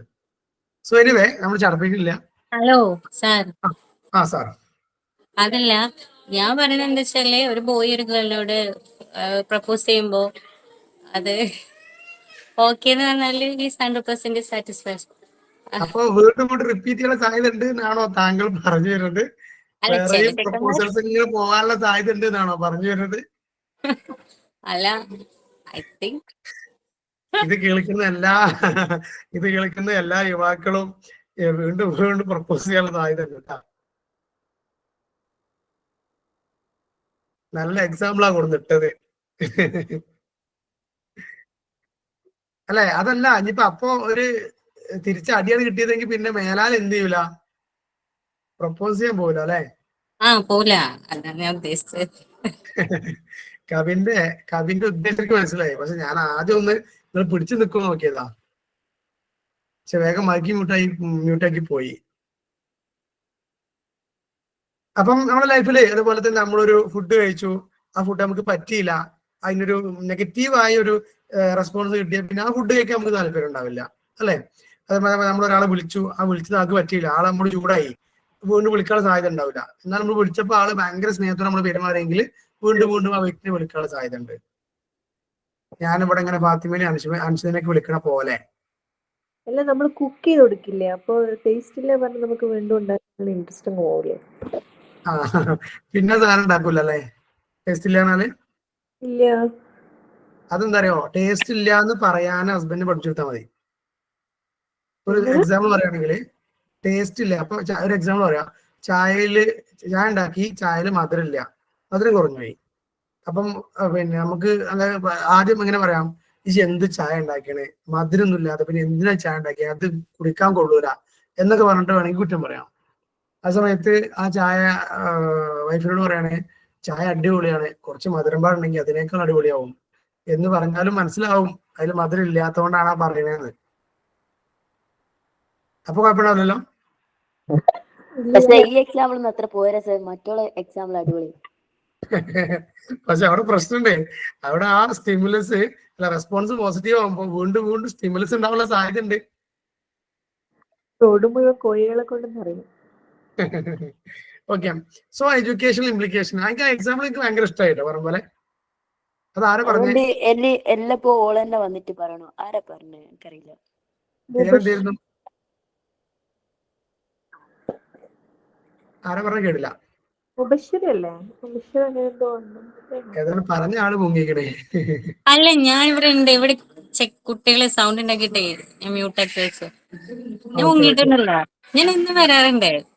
പക്ഷെ അല്ല ഇടയ്ക്ക് ഇന്ന് വേറെ ഇതേപോലെ പേരെന്താ, എനിക്ക് ആരും പേര് കാണുള്ളൂ ഇതില്, ഞാൻ സ്ക്രീന് മാത്രം കാണുള്ളൂ. മുബശ്ശിര, 2 മുബശ്ശിര ഉണ്ടാവും. TKC ഉണ്ട്, കെ ഉണ്ട്. ഞാൻ കെ ആണ്. Okay okay. അപ്പൊ എഡ്യൂക്കേഷൻ ഇംപ്ലിക്കേഷന് judicious use of prize and encouragement promote learning. നമ്മൾ നന്നായിട്ട് പ്രൈസ് ചെയ്യുക, നന്നായിട്ട് എൻകറേജ് ചെയ്യുമ്പോൾ എന്തുണ്ടാവും, ഒരു പ്രവർത്തനം ചെയ്തു അടിപൊളിയായിടാ, അത് ചെയ്തത് ഭയങ്കര ബെസ്റ്റ് എന്നൊക്കെ പറഞ്ഞ് അവരെങ്ങനെ പ്രൊമോട്ട് ചെയ്യുമ്പോൾ വീണ്ടും വീണ്ടും അത് ചെയ്യും. ഓക്കെ, പോസിറ്റീവ് റീഇൻഫോഴ്സ്മെന്റ് ഇങ്ങനെ കൊടുത്തുകൊണ്ടിരിക്കുക. എന്നാൽ ഒരു പ്രവർത്തനം ചെയ്തു, ഇജാ ചെയ്ത് ശരിയായില്ല എന്ന് പറഞ്ഞാൽ അത് ചെയ്യാനുള്ള മൂഡ് പിന്നെ ഉണ്ടാവില്ല. അപ്പൊ നമുക്കിതില് പോസിറ്റീവായിട്ട് നെഗറ്റീവായിട്ട് തന്നെ ഉപയോഗിക്കാം അല്ലെ? കാരണം ഒരാൾ ഒരു പ്രവർത്തി ചെയ്തു, നമുക്ക് ഒരാളോട് കൂട്ടി നുണ പറഞ്ഞാൽ ആ കുട്ടനെ പോയി കണ്ട് അംഗീകരിക്കേണ്ട ആവശ്യമില്ല. ആ കുട്ടിയോട് പറഞ്ഞ നുണയാണ്, അത് ഭയങ്കര മോശമായി പോയി എന്ന് പറയുമ്പോൾ ആ കുട്ടിക്ക് വീണ്ടും അത് ചെയ്യാനുള്ള ടെൻഡൻസി കുറയും എന്നാണ് ലോ ഓഫ് എഫക്റ്റിന്റെ മറ്റൊരു സൈഡ്. ഓക്കെ, അപ്പൊ 3 ലോ ആണ് പറഞ്ഞത്, മനസ്സിലായിട്ടുണ്ടാവും എന്ന് വിചാരിക്കുന്നു. ഇനി limitations of Thorndike's theory of learning ആണ്. തൊണ്ടക്കിന്റെ ഈ തിയറിനെ കുറച്ച് ലിമിറ്റേഷൻ, ഒരു 6 ലിമിറ്റേഷൻ ആണ്. It is only for motor learning and 2 for learning a complex task in an unfamiliar situation. ഇത് മോട്ടോർ ലേണിങ്ങിന് അഥവാ ഒരു പ്രവൃത്തി ചെയ്യണോ വേണ്ടേ എന്നുള്ളിടത്തേക്കാണ് ആക്ച്വലി. കാരണം നമ്മളൊരു വീണ്ടും വീണ്ടും പ്രവർത്തനങ്ങൾ ചെയ്യുമ്പോൾ അതിൽ നമ്മൾ എക്സ്പേർട്ട് ആകും എന്നുള്ളതാണ്. ഒരു മോട്ടോർ ലേണിങ്ങിലേക്കാണ് ആക്ച്വലി ഇത് ഫോക്കസ് ചെയ്തിരിക്കുന്നത്. ഓക്കെ, അതുപോലെ ഒരു ടാസ്ക് അല്ലെങ്കിൽ ഒരു കോംപ്ലക്സ് ആയ ഒരു ടഫായ ഒരു സാധനത്തിനെ എങ്ങനെ അത് പ്രാക്ടീസ് ചെയ്ത് പെർഫെക്റ്റ് ആക്കാം എന്നുള്ളതൊക്കെ ഈ ഒരു തിയറി അപ്ലിക്കബിൾ ആണ്. ഫിസിക്കൽ ആക്ടിവിറ്റിക്ക് ഈ ഒരു തിയറി അപ്ലിക്കബിൾ ആണ്. It reduces intelligence to the capacity to form SR bond. ഇവിടെ ബുദ്ധി പ്രയോഗിച്ച് കളിക്കാനില്ല എന്നാണ് പറയുന്നത്. കാരണം ഒരു പ്രവർത്തനം നമ്മൾ കണ്ടു, നമ്മളത് ചെയ്തു നോക്കുന്നു, ട്രയൽ ചെയ്ത് നോക്കുന്നു, തെറ്റിപ്പോകുന്നു, അത് ശരിയാകുന്നു, വീണ്ടും വീണ്ടും അങ്ങനെ ചെയ്ത് ശരിയാക്കാണ്. ഇവിടെ ബുദ്ധി അല്ലെ, ബുദ്ധിയാണ് സാറിന് മെയിൻ എന്ന് പറയില്ലേ, ബുദ്ധി ഉപയോഗിച്ച് ചെയ്യാനുള്ള കാര്യങ്ങൾ കുറവാണ്. Learning becomes mechanical. അപ്പൊ ലേണിംഗ് എന്നൊക്കെ പറഞ്ഞാൽ എന്താണ്, നമ്മളിങ്ങനെ ട്രയൽ ആൻഡ് എറർ ആവുമ്പോൾ അതങ്ങനെ ചെയ്ത് പഠിക്കുമ്പോൾ നമുക്ക് അങ്ങനെ അതൊരു മെക്കാനിക്കൽ പ്രോസസ് ആയിട്ട് മാറാം. It may be true in animal learning. ഈ മനുഷ്യന്മാര് അല്ലെങ്കിൽ മൃഗങ്ങൾ പഠിക്കണ പോലെ അവരിങ്ങനെ ഓരോന്ന് കണ്ടും ട്രയൽ ചെയ്തോണ്ട് പഠിക്കുക. ഓക്കെ, അതിന് പറ്റും എന്നൊക്കെയാണ് പറയണത്. No relevance in cognitive skill like thinking, reasoning, comprehending, imagine, ഇങ്ങനെയുള്ള ഈ കൊഗ്നിറ്റീവ് സ്കില്ലുകൾക്ക് ഇവിടെ പ്രാധാന്യം കുറവാണ്. Not suitable for higher order learning. ഒരു പുതിയ ഒരു തിങ്കിങ് പ്രോസസ് ആലോചിച്ച് കണ്ടുപിടിക്കേണ്ട ഒരു സാധനത്തിലേക്കൊന്നും ഈ തിയറി പറ്റൂല. Complex algebraic problem cannot B solved. അതേപോലെ തന്നെ നമുക്ക് ഇങ്ങനെ ഇപ്പൊ മാത്സിലൊക്കെ ഉള്ള ചെറിയ കുറേ പ്രോബ്ലംസ് ഉണ്ടാവും. അതിങ്ങനെ ഒരു പ്രാവശ്യം ചെയ്താൽ പിന്നെ ചിലപ്പോൾ അടുത്തൊരു പ്രോബ്ലം ആ രൂപത്തിൽ തന്നെ പോയാൽ കിട്ടൂല. നമ്മളങ്ങനെ ട്രയൽ നോക്കി കിട്ടി ആ സാധനം കിട്ടൂല. നമ്മളെ ബുദ്ധി ഉപയോഗിച്ച് നമ്മളെ ഐഡിയാസ് ഉപയോഗിച്ച് തന്നെ പോകേണ്ടി വരും. സോ അത്തരത്തിലുള്ള കാര്യങ്ങൾക്ക് ഇത് സൂട്ടബിൾ അല്ല എന്നാണ് തൊണ്ടേക്കിന്റെ തിയറിയുടെ ലിമിറ്റേഷൻസ്. നമ്മൾ തൊണ്ടേക്കിന്റെ തിയറി കഴിഞ്ഞു. ഈ തിയറി ആദ്യമായിട്ട് കേൾക്കുന്നവരുണ്ടോ? ഇങ്ങനെ തൊണ്ടയ്ക്ക് മുമ്പ് കേട്ടിട്ടുണ്ടെങ്കിൽ ഈ തിയറി ആദ്യം കേട്ടിട്ടുണ്ട്. ഐ മീൻ ആശയം അറിയാം ഇത്. ഓക്കെ, അപ്പൊ നമ്മളല്ലേ ഇതിന്റെ ബേസിക്കലി പറയുമ്പോൾ നമ്മൾ ഇങ്ങനെയാണ്, ഒരാൾക്ക് ഒരു പ്രവർത്തനം പഠിക്കണമെങ്കിൽ അതിങ്ങനെ ട്രയൽ ആൻഡ് എറർ. ഓക്കെ, അതിങ്ങനെ ചെയ്ത് തെറ്റുപോകും, വീണ്ടും ചെയ്യാം, അങ്ങനെ പഠിക്കാം. അതേപോലെ നമ്മൾ ഒരാൾ ഒരു പ്രവൃത്തി ചെയ്താൽ നമ്മൾ മോട്ടിവേഷൻ കൊടുക്കുക, അപ്രീസിയേഷൻ കൊടുക്കുക, അപ്പൊ അയാൾ എന്ത് ചെയ്യും, ആ പ്രവൃത്തി വീണ്ടും ചെയ്യാനുള്ള സാധ്യതയുണ്ട് എന്നുള്ളതാണ് അതിന്റെ ഒരു ബേസിക് ആയ സാധനം. ഓക്കെ, ഇനി അടുത്ത തിയറിക്ക് പോട്ടെ. ക്ലാസിക്കൽ കണ്ടീഷനിങ് ആണ് അടുത്തത്. കണ്ടീഷൻ ചെയ്യാണ്. ഇവിടെയാണ് നിങ്ങൾക്ക് ബുദ്ധി പ്രയോഗിക്കേണ്ടി വരും കേട്ടോ. കൺഫ്യൂഷൻസ് ഉണ്ടാകും, പതുക്കെ ഇങ്ങനെ പറയാൻ ശ്രമിക്കാം. ഞാനിപ്പോ ഈ തിയറി പഠിപ്പിക്കുന്നത് ഒരു ഡിഗ്രി PG അല്ലെങ്കിൽ ഡിഗ്രി കഴിഞ്ഞ ഒരാളെ അല്ല കേട്ടോ. ശരിക്ക് ഞാൻ അങ്ങനെ ഒരു സ്പീഡായിട്ട് പോകുന്നില്ല, പതുക്കെ ഇതൊക്കെ ഇത് മനസ്സിലാക്കി തന്നെ പഠിച്ചോട്ടെ എന്നുള്ളതുകൊണ്ട് പതുക്കെയാണ് ഇത് പോകട്ടെ. റഷ്യൻ സൈക്കോളജിസ്റ്റ് ആയ ഇവാൻ പാവ്ലോവ്. ഈ സൈക്കോളജിസ്റ്റുകളുടെ പേരുകളുടെ സ്പെല്ലിംഗ് തെറ്റാൻ പറ്റില്ല കേട്ടോ, പ്രത്യേകം നോക്കണേ. തൊണ്ടേക്കിന്റെ സ്പെല്ലിംഗ് തെറ്റാൻ പാടില്ല, ഇവാൻ പാവ്ലോവിന്റെ ഒന്നും സ്പെല്ലിംഗ് തെറ്റാൻ പാടില്ല, പരീക്ഷയ്ക്ക് എഴുതുമ്പോൾ തെറ്റാൻ പാടില്ല. അപ്പൊ അദ്ദേഹത്തിന്റെ ഒരു തിയറിയിൽ അദ്ദേഹത്തിന്റെ ഒരു എക്സ്പെരിമെന്റ് ആദ്യം കാണിച്ചു തരാം. ഇവിടെ കണ്ടോ, ഇവിടെ ആരെ കാണണേ? ഫാത്തിമ, അന്റെ പോലെ ഒരാളെ കാണണ്ടോ? സ്പീഷീസും ജീനസും സെയിം പോലെ കാണുന്നുണ്ട്. സ്ക്രീനിന്റെ അടുത്ത് വലത്തൊക്കെ ഉള്ള രണ്ടുപേരും തോന്നുന്നുണ്ട് അല്ലേ? അതന്നെ. ഇപ്പൊ മറ്റേ ജീൻ മാപ്പിംഗ് ഒക്കെ ചെയ്ത കണ്ണിന്റെ പ്രശ്നമാണ്. പക്ഷെ അത് രാത്രി ആകുമ്പോൾ എനിക്ക് ഈ രാത്രി കാഴ്ചക്കുറവ് ഉണ്ടായതുകൊണ്ടാണ് കേട്ടോ. സാറില്ല, പകല് നോക്കുമ്പോൾ ശരിയായിക്കോളും. ഇത് റെക്കോർഡ് ക്ലാസ് നാളെ കണ്ടാൽ മതി, അപ്പൊ ശരിയാവും. ഇവിടെ കണ്ടോ, ഒരു ഡോഗ് ഉണ്ട് അല്ലെ, ഒരു harness to restrict movement by subject. ഈ ഡോഗ് മൂവ് ചെയ്യാതെക്കാൻ ഒരു രണ്ട് ഭാഗത്തും പിടിച്ച് കെട്ടിട്ടിക്കണ്, കൈയും കാലൊക്കെ കെട്ടിട്ടിക്കണണ്ടാ. അതിന്റെ വായന്റെ അവിടുന്ന് ഇങ്ങനെ സാധനം പോകണെങ്കില് tube for collecting saliva from subject's mouth. ഇതിന്റെ കഴുത്തിലെ തോളിട്ടിട്ട് അതിന്റെ സലൈവ നീര് കളക്ട് ചെയ്യുന്ന പ്രോസസ്സാണ് അവിടെ നടക്കുന്നത്. ഓക്കെ, ഈ ഡോഗിനെ, ഇത് ഹംഗ്രി ഡോഗാണ്. അപ്പം ഇനി ഇതിന് ഫുഡ് കൊടുക്കാൻ പോവാണ്. ഫുഡ് വെറുതെ കൊടുക്കുന്നല്ല. പിന്നെ ഈ ഒരു എക്സ്പെരിമെന്റ് കേട്ടണോ ആരെങ്കിലും? ഇതിനു മുമ്പ് കേട്ടണോ? കേട്ടിട്ടുണ്ട് സാർ. എന്നാ കേട്ടോന്ന് പറഞ്ഞു. പഠിച്ചു ചെയ്തണോ? അമ്പടോ, എന്നാ പഠിച്ചോന്ന് പറയും. ഒരു ബെല്ല് റിങ് ചെയ്യുന്ന സമയത്ത് ബെല്ല് റിങ് ചെയ്യുമ്പോ അതിന് സലൈവ വരുന്നത്, അതിന് മൂട്ടി, അങ്ങനെയൊക്കെ PGക്ക് പഠിച്ചു. അങ്ങനെയൊക്കെ തന്നെ. നമുക്കില്ലേ ദേശീയഗാനം സ്കൂളിൽ നിന്ന് ദേശീയഗാനം കേട്ടാലേ നമുക്ക് എന്തിനാ ടെൻഡൻസി വരിക? പുസ്തകം ബാഗിൽ എടുത്തേക്കാൻ ഓടാൻ. റിഫ്ലെക്സ് ആണോ? എന്തോ സെറിബ്രൽ റിഫ്ലെക്സ് എന്നല്ലേ പറയാ? ഏത് പ്രോസസ്സിനോ? അല്ല, എനിക്ക് അറിയില്ല, ഞാൻ ചോദിച്ചതാ. ഇല്ല, ഇത് പാവ്ലോവിന്റെ ക്ലാസിക്കൽ കണ്ടീഷനിങ് ആണ്. നമ്മൾ ഈ പാത്രത്തിൽ ഫുഡ് കാണിച്ചു കൊടുക്കും, പിന്നെ ഓല് ഓട്ടോമാറ്റിക്കലി ആ പാത്രം കാണുമ്പോൾ ഫുഡ് ആണെന്ന് കരുതിയിട്ട് ഇവിടെ ബെല്ലുണ്ട്, കണ്ടീഷനിങ് ഉണ്ട്. ഞാൻ പറഞ്ഞുതരാം, തിയറി ഞാൻ പറഞ്ഞുതരാം. നമ്മൾ അവർക്ക് പോകുന്നതിന് മുമ്പേ സ്കൂളിൽ നമുക്കറിയാലോ, നമുക്ക് ദേശീയഗാനം അല്ലെ, പഞ്ചാബ് സിന്ധ് ഒക്കെ കഴിഞ്ഞിട്ട് ഇങ്ങനെ ജയ ഹേ ജയ ഹേ ജയ ജയ ജയ ജയ ഹേ എന്നുള്ള ഫുള്ള് ആ ഒരു ഇത്രകാലം കേട്ടിട്ടുണ്ടാവില്ല. അപ്പോഴേക്ക് നമ്മൾ ബാഗ് എടുത്ത് ടപ്പേർന്ന് ഓടിയിട്ടുണ്ടാവും. അഥവാ ദേശീയഗാനം വന്നാല് വീട്ടിലേക്ക് ഓടാനുള്ള സമയമാണ് എന്നൊരു കാഴ്ചപ്പാട് നമുക്ക് ഉണ്ടായിരുന്നില്ലേ? ഞങ്ങൾക്ക് അതൊന്നും വേണ്ട, ഞങ്ങളെ പ്യൂണ് മുട്ടി എടുത്ത് പോകുന്നതാണ് ഞങ്ങള് വേഗം റെഡി ആകലുണ്ടേ. അപ്പൊ തന്നെ മാധ്യമം ഓടിയിട്ടുണ്ടാവും. മാധ്യമ ദേശീയഗാനം കേട്ടിട്ടില്ല. അതുപോലെ തന്നെ ഈ പിന്നെ ഉച്ചക്ക് പറഞ്ഞ പോലെ പിന്നെ കിച്ചണിന്റെ അടുത്താണ് ക്ലാസ് എങ്കിൽ അവിടെ ചെമ്പിന്റെ സൗണ്ട് ഒക്കെ കേൾക്കുമ്പോൾ ഫുഡ് ഇങ്ങനെ ഓർമ്മ വരിക അല്ലേ? അങ്ങനെ സംഭവങ്ങൾ ഉണ്ടാവും. സോ അതേപോലെ തന്നെയാണ് ഇവിടെ ഈ ഡോഗിനെ ഹംഗ്രി ഡോഗാണ് വെച്ചിരിക്കുന്നത്. അപ്പൊ ആദ്യം ഫുഡ് കൊടുത്തു. ഫുഡ് കൊടുക്കുമ്പോൾ ഓട്ടോമാറ്റിക് ആയിട്ട് അതിന്റെ വായിൽ എന്ത് വരും? സലൈവ വരും. എന്നാല് ആ ഒരു അവിടെ ഒരു ജസ്റ്റ് ഫുഡ് ഒന്നും കണ്ടീഷൻ ചെയ്തൊന്നുമില്ല. ഫുഡ് കൊടുത്തു, സലൈവ വന്നു, റൈറ്റ്. പിന്നെ ഇദ്ദേഹം ഇങ്ങനെ കഴിഞ്ഞിട്ട് ഒരു ബെല്ലടിക്കും, പിന്നെ ഫുഡ് കൊടുക്കും. അപ്പൊ അവന് ആദ്യം ഈ ഡോഗ് കേട്ടോ, നമുക്ക് തിയറി ഒന്നും അറിയില്ല, അങ്ങനത്തെ സങ്കല്പിച്ചാൽ മതി. നമ്മൾ ഒരു നായക്ക് ഫുഡ് കൊടുത്താൽ ഓട്ടോമാറ്റിക്കലായിട്ട് നായന്റെ വായിൽ എന്ത് വരും? സലൈവ വരും. അത് ഉറപ്പല്ലേ? യെസ്. അപ്പൊ അങ്ങനെ പിന്നീട് നമ്മൾ എന്താ വെച്ചാല് ഒരു ബെല്ലടിക്കും, എന്നിട്ട് ഫുഡ് കൊടുക്കും. അപ്പൊ നമ്മൾ ഈ ബെല്ലടിക്കുമ്പോ ഈ നായ്ക്ക് എന്താ ഫീൽ ചെയ്യാ? ആദ്യമൊക്കെ ഒലക്കെ വരുന്നുണ്ട് ഉണ്ടല്ലോ. നല്ല പരിചയമുണ്ട് തോന്നല്ലോ. ഞങ്ങളുടെ പിന്നെ ഒപ്പം നടക്കുന്ന ആളുകളാണ്. അപ്പൊ ആദ്യത്തെ ദിവസം ഈ ബെല്ല് കേൾക്കുമ്പോ നായ്ക്ക് എന്താ ഫീൽ വരിക? ഒരു ഫീല് വരില്ല അല്ലെ? പിന്നെ ഫുഡ് വരും, അപ്പൊ സലൈവ വരും. അങ്ങനെ ഒരു 10-15 ദിവസം കണ്ടിന്യൂസ് ആയിട്ട് ഈ നായക്ക് ബെല്ലടിക്കും, അപ്പൊ തന്നെ ഫുഡ് കൊടുക്കും, അപ്പൊ നായക്ക് സലൈവ വരും. അങ്ങനെയാണ്. അവിടെയാണ് നായ എന്ത് കണ്ടീഷൻ ചെയ്യണത്?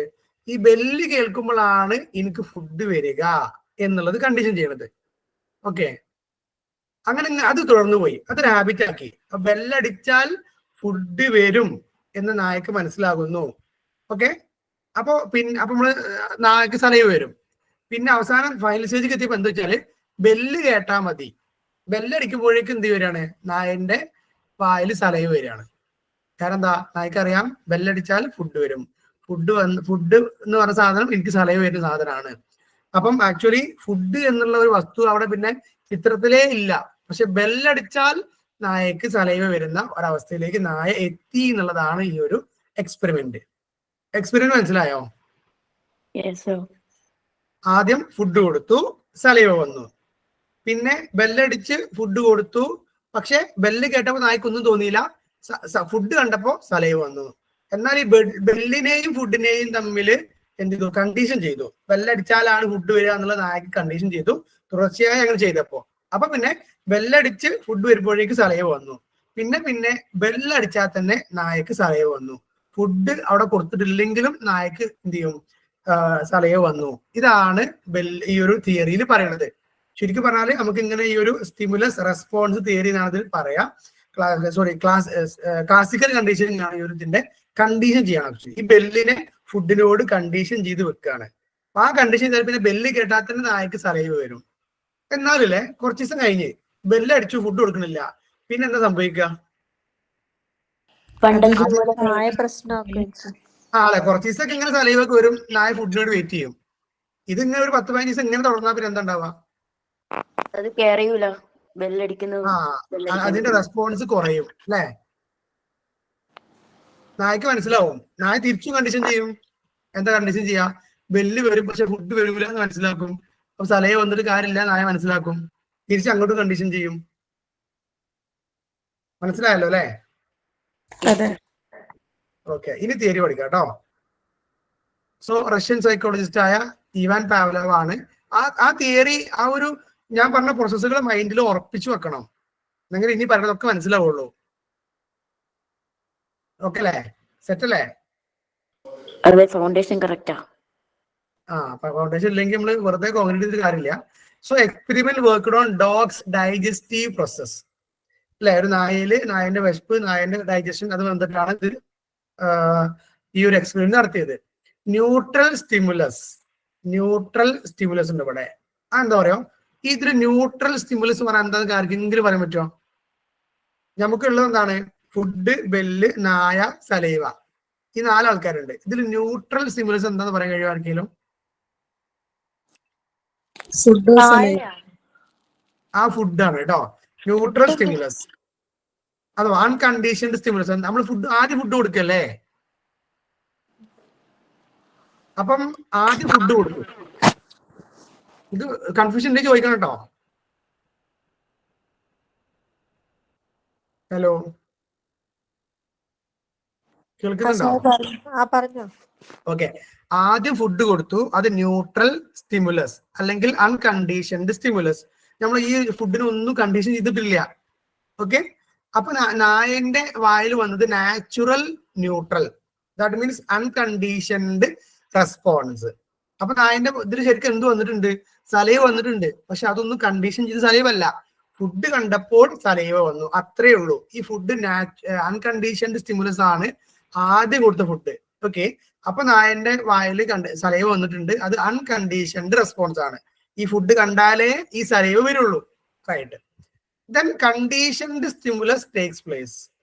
പിന്നീട് നമ്മൾ ഈ ഫുഡിന് കൂടെ ബെല്ലും കൂടി ആഡ് ചെയ്തു. റൈറ്റ്. പിന്നെ നായ്ക്ക് എന്ത് മനസ്സിലായി? ബെല്ലടിച്ചാൽ ഫുഡ് കിട്ടും. ഓക്കെ. പിന്നെ ഫുഡ് കൊടുക്കുന്നത് എന്താണ്? കണ്ടീഷൻഡ് സ്റ്റിമുലസ് ആണ്. കാരണം എന്താ? ബെല്ല് എന്നുള്ള ഒരു കണ്ടീഷൻ ആ ഫുഡിന്റെ കൂടെ ഉണ്ട്. അപ്പൊ നായന്റെ വായിൽ വരുന്നത് കണ്ടീഷൻഡ് റെസ്പോൺസ് ആണ്. കാരണം ഈ ബെല്ല് കേട്ടാലും സലൈവ വരും എന്നുള്ളിടത്താണ് നായ ഉള്ളത്. ഓക്കെ. അപ്പൊ നായന്റെ കഴുത്തിലുള്ളത് കണ്ടീഷൻഡ് റെസ്പോൺസ് ആണ്. അപ്പൊ നമ്മൾ അവസാനം എത്തുന്നത് കണ്ടീഷൻഡ് സ്റ്റിമുലസ് കൊടുക്കുമ്പോൾ കണ്ടീഷൻഡ് റെസ്പോൺസ് ഉണ്ടാകും എന്നുള്ളിടത്താണ് എത്തുന്നത്. തിയറി അവിടേക്കാണ് എത്തുക. അതാണ് ഇപ്പൊ പറഞ്ഞു വെച്ചത്. ഇത്ര മാത്രമേ പറഞ്ഞിട്ടുള്ളൂ.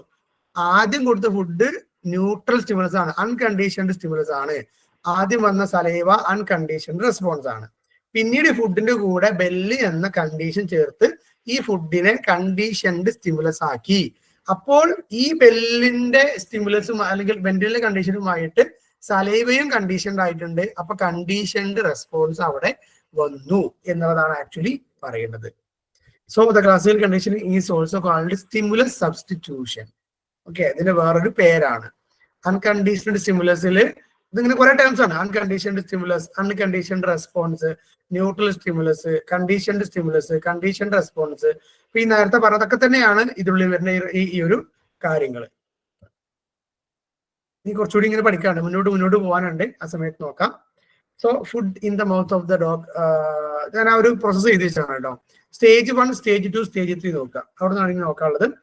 പിന്നെ ഇതിന് മുമ്പത്തൊക്കെ പറഞ്ഞു വെച്ചതാണ്. Okay. Paid bell with food about 15 days എന്നൊക്കെ പറഞ്ഞ നേരത്തെ പറഞ്ഞതാണ്. 15 ദിവസം തുടർച്ചയായി ബെല്ലടിച്ചു, ഫുഡ് കൊടുത്തു. അപ്പൊ ഫുഡിനെ ബെല്ലോട് കണ്ടീഷൻ ചെയ്തു എന്നാണ് പറയുന്നത്. ലാസ്റ്റ് എന്ത് ചെയ്യാണ്? കണ്ടീഷൻഡ് റെസ്പോൺസ് കിട്ടുകയാണ്. ഓക്കെ. ദെൻ സ്റ്റേജ് 1 ബിഫോർ കണ്ടീഷനിന് മുന്നിൽ ഈ ടേംസ് നിങ്ങൾ പഠിച്ചു വെക്കണം. ഇപ്പൊ UCS, UCR, CS ഇങ്ങനെയൊക്കെ കണ്ടാല് അൺകണ്ടീഷൻഡ് സ്റ്റിമുലസ്, അൺകണ്ടീഷൻഡ് റെസ്പോൺസ്. ഈ തിയറി, ഈ ഒരു ടേംസ് ഒക്കെ പഠിച്ചു കഴിഞ്ഞാലേ നിങ്ങൾക്ക് വെറുതെ 5-6 വേർഡ്സ് ചെയ്തിട്ട് ഈ തിയറി പഠിക്കാൻ പറ്റും. ഇപ്പോൾ UCS, UCR അൺകണ്ടീഷൻഡ് സ്റ്റിമുലസിന് സമയത്ത് ഉണ്ടായത് അൺകണ്ടീഷൻഡ് റെസ്പോൺസ് ആണ്. ഒന്നാമത്തെ സ്റ്റേജില് അവിടെ കണ്ടീഷൻഡ് സ്റ്റിമുലസ് കൊടുത്തു. ബെല്ലടിച്ചിട്ട് ഫുഡ് കൊടുത്തു തുടങ്ങിയപ്പോൾ തുടക്കകാലത്ത് നോ സ്പെസിഫിക് റെസ്പോൺസ്. പ്രത്യേകിച്ച് നായ്ക്കൊന്നും തോന്നിയില്ല. കാരണം ബെല്ല് കേട്ടപ്പോൾ നായ്ക്കൊന്നും തോന്നുന്നില്ല. കാരണം അത് കണ്ടീഷൻ ആയിട്ടില്ല സ്റ്റേജ് 1 അഥവാ തുടക്കകാലത്ത്. സ്റ്റേജ് 2 പ്രോസസ് ഓഫ് കണ്ടീഷനിങ് ആണ്. പതുക്കെ നമ്മൾ എന്ത് ചെയ്യാണ്? ഈ ഒരു ബെല്ലിനെയും ഫുഡിനെയും കണ്ടീഷൻ ചെയ്ത് സലൈവ വരുത്തുകയാണ്. ഓക്കെ. അതാണ് conditioned stimulus plus unconditioned stimulus. അത് condition response, conditioned stimulus. Okay. അഥവാ നമ്മൾ ബെല്ലടിച്ച് ഫുഡ് കൊടുത്തു. അതിന്റെ കൂടെ തന്നെ അൺകണ്ടീഷൻഡ് സ്റ്റിമുലസ്. പിന്നെ വേറെ അപ്പൊ നമുക്കൊരു എക്സ്ട്രാ ഒരു സംഭവം ആഡ് ചെയ്താലും ഇതെന്ത് ചെയ്യും? കണ്ടീഷൻ ചെയ്ത് പോകുന്ന പറയണേ. കണ്ടീഷൻഡ് റെസ്പോൺസ് ഉണ്ടാവും പറയണേ. നമ്മൾ ബെല്ലടിച്ച് ഫുഡ് കൊടുത്തു. ഈ ബെല്ലടിച്ച് ഫുഡ് കൊടുത്ത് വേറെ എന്തെങ്കിലും കൊടുത്താൽ അതും ഇതുമായി കണക്റ്റഡ് ആവും. ഓക്കെ. അപ്പൊ കണ്ടീഷൻഡ് സ്റ്റിമുലസ് കൊടുത്ത് അതിന്റെ കൂടെ അൺകണ്ടീഷൻഡ് സ്റ്റിമുലസ് കൊടുത്താലും അതും എന്ത് ചെയ്യും? കണ്ടീഷനിങ്ങിന് വിധേയമാക്കപ്പെടും എന്നാണ് പറയുന്നത്. സ്റ്റേജ് 3 കണ്ടീഷൻഡ് സ്റ്റിമുലസ് കൊടുത്താൽ കണ്ടീഷൻ റെസ്പോൺസ് ഉണ്ടാവും. ഇങ്ങനെ ഒരു 3 സ്റ്റേജസ് ആയിട്ടാണ് ഇതിൽ പറയുന്നത് കേട്ടോ. UCS, UCR, CS, UCS, CS, CR. അപ്പൊ ഇതിങ്ങനെ തിയറി എഴുതുമ്പോൾ നിങ്ങൾ ഈ ഒരു സ്റ്റെപ്പ് എഴുതിയാൽ മതി. ആദ്യം ഫുഡ് കൊടുത്തു, സലൈവ വന്നു. പിന്നെ ബെല്ലടിച്ചു. അപ്പോൾ നായ്ക്കൊന്നും ഫീൽ ചെയ്തില്ല കണ്ടീഷൻ ചെയ്തപ്പോ. പക്ഷെ ബെല്ലടിച്ച് ഫുഡ് കൊടുക്കല് ഒരു 15 ദിവസം തുടർന്നപ്പോൾ നായ അത് കണ്ടീഷൻ ചെയ്തു. അപ്പൊ എന്ത് ചെയ്തു? ഈ ബെല്ലടിച്ചാൽ തന്നെ സലൈവ വരും എന്നുള്ള ഒരു അവസ്ഥയ്ക്ക് നായ എത്തി എന്നുള്ളതാണ് ഈ ഒരു തിയറിന്റെ ഭാഗം. ഇതിന്റെ എഡ്യൂക്കേഷണൽ ഇംപ്ലിക്കേഷൻസ് ആണ്. ഇതിന്റെ കുറച്ച് ലോസ് ഒക്കെ വരുന്നുണ്ട് കേട്ടോ. Classical conditioning is used in language learning by associating words with pictures and meaning. അഥവാ ലാംഗ്വേജ് ലേണിംഗിൽ ഈ കണ്ടീഷനിങ് നമുക്ക് ഉപയോഗിക്കാം എന്നാണ്. അഥവാ ഇതെങ്ങനെ ഉപയോഗിക്കുക? ലാംഗ്വേജ് ലേണിംഗ് എങ്ങനെ ഈ ഒരു കണ്ടീഷനിങ് ഉപയോഗിക്കുക? ആർക്കും പറയാൻ പറ്റുമോ?